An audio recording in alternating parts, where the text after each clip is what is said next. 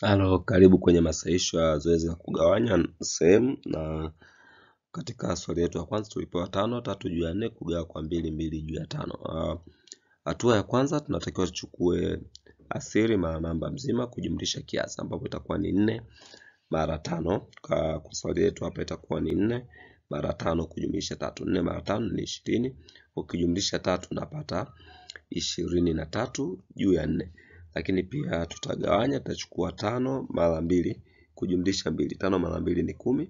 Ukijumlisha 2 utapata 12 juu ya 5. Baada ya hapo itakuwa sawa sawa na 23 juu ya 4.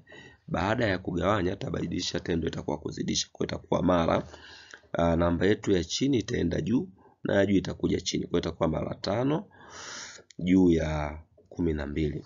Na tukishafika hapo tunaendelea na hesabu yetu kama kawaida. Kama kuna sehemu ya kuweza kurahisisha basi tunarahisisha, ila kama hakuna basi tunaendelea na sehemu inayofuata. Kurahisisha maana yake kama kuna sehemu ambazo zina uwezo wa kugawika. Kwa utachukua 23 mara 5 utapata 115 juu ya 4 mara 12 utapata 48. Kwa na vitu 115 natakiwa uvigawe kwenye mafungu ya vitu 48. Maana yake utapata mafungu mawili. Utapata mafungu mawili. Kwa ukichukua 48 mara 2 utapata 96. Kwa itakuwa sawa na mafungu mawili na vitabakia vitu 19 kati ya vitu 48 vinavyohitajika. Kwa jibu lako itakiwa liwe 2 19 juu ya 48. 2 19 juu ya 48. Tuangalie swali la pili. Swali la pili lilikuwa nasema 5 juu ya 6 kugawa kwa 2 3 juu ya 7. 5 juu ya 6 kugawa kwa 2 3 juu ya 7. Kwa wanaosoma English medium ni 5 over 6 divide by 2 3 over 7.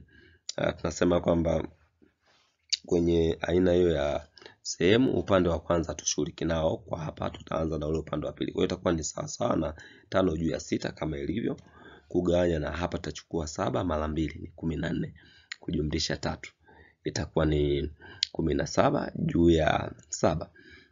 Itakuwa sawa sawa na 5 juu ya 6.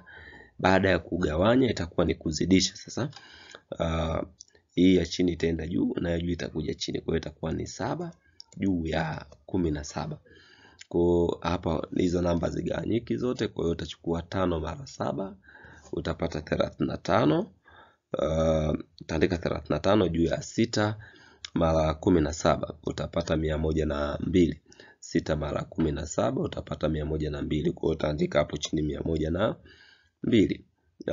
Kwa bahati nzuri au mbaya pia hizo namba pia hazirahisishiki au hazigawiki. Kwa hiyo itabaki hivyo hivyo kwamba 35 juu ya 100.